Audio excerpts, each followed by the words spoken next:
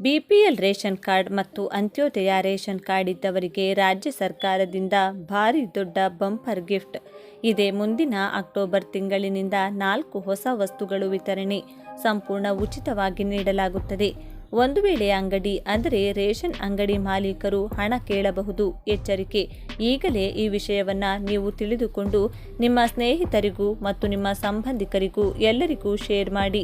ಇಡೀ ಕರ್ನಾಟಕ ರಾಜ್ಯದಾದ್ಯಂತ ಇರುವ ರಾಜ್ಯದ ಎಲ್ಲ ಪಡಿತರ ಚೀಟಿದಾರರಿಗೆ ಮುಂದಿನ ಅಕ್ಟೋಬರ್ ತಿಂಗಳಿನಲ್ಲಿ 4 ಬಗೆಯ ಹೊಸ ಆಹಾರ ಧಾನ್ಯಗಳು ಸಂಪೂರ್ಣ ಉಚಿತವಾಗಿ ನೀಡಲು ರಾಜ್ಯ ಸರ್ಕಾರ ನಿರ್ಧರಿಸಲಾಗಿದ್ದು, ಯಾವೆಲ್ಲ ವಸ್ತುಗಳು ಪಡಿತರ ಚೀಟಿದಾರರಿಗೆ ಹೊಸದಾಗಿ ದೊರೆಯುತ್ತವೆ ಎನ್ನುವ ಕಂಪ್ಲೀಟ್ ಮಾಹಿತಿಯನ್ನು ತಿಳಿದುಕೊಳ್ಳಲು ಈ ವಿಡಿಯೋವನ್ನು ಈಗಲೇ ಲೈಕ್ ಮಾಡಿ.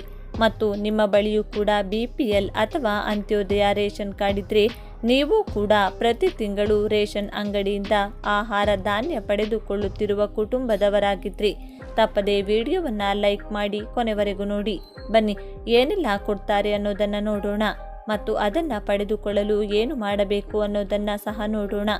ಒಂದು ವೇಳೆ ಹಣ ಕೇಳಿದರೆ ಏನು ಮಾಡಬೇಕು ಅನ್ನೋದನ್ನು ಸಹ ತಿಳಿದುಕೊಳ್ಳೋಣ.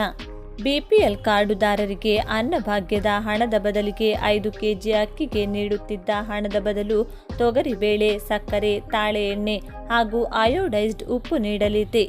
ಈಗಾಗಲೇ ಅಧಿಕಾರಿಗಳ ಮಟ್ಟದಲ್ಲಿ ಚರ್ಚೆ ನಡೆದಿದೆ. ಹಣಕಾಸು ಅನುಮೋದನೆಗಾಗಿ ಪ್ರಸ್ತಾವನೆಯನ್ನು ಸಲ್ಲಿಸಲಾಗಿದ್ದು, ಅಕ್ಟೋಬರ್ನಿಂದಲೇ ಈ ನೂತನ ಯೋಜನೆ ಜಾರಿಗೆ ಬರಲಿದೆ. ರಾಜ್ಯ ಕಾಂಗ್ರೆಸ್ ಸರ್ಕಾರ ಬಿಪಿಎಲ್ ಪಡಿತರ ಚೀಟಿದಾರರಿಗೆ ತಲಾ 10 ಕೆಜಿ ಅಕ್ಕಿ ಕೊಡುವುದಾಗಿ ಭರವಸೆ ನೀಡಿತ್ತು. ಆದರೆ ಅಕ್ಕಿ ಕೊರತೆಯಿಂದಾಗಿ 5 ಕೆಜಿ ಅಕ್ಕಿ ಕೊಟ್ಟು ಉಳಿದ 5 ಕೆಜಿಗೆ ನಗದು ಪಾವತಿಸುತ್ತಿತ್ತು.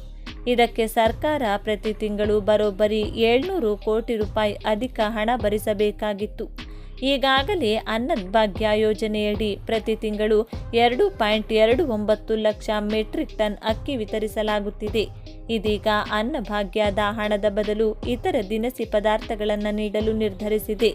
ಇಂದು ಮಧ್ಯಾಹ್ನ 3 ಗಂಟೆಗೆ ಸಿಎಂ ಸಿದ್ದರಾಮಯ್ಯ ನೇತೃತ್ವದಲ್ಲಿ ರಾಜ್ಯ ಸಚಿವ ಸಂಪುಟ ಸಭೆ ನಡೆಯಲಿದ್ದು, ಸಭೆಯಲ್ಲಿ ಪಡಿತರ ಚೀಟಿದಾರರಿಗೆ ದಿನಸಿ ಕಿಟ್ ನೀಡುವ ಕುರಿತು ಅಂತಿಮ ನಿರ್ಧಾರ ಕೈಗೊಳ್ಳಲಾಗುತ್ತದೆ.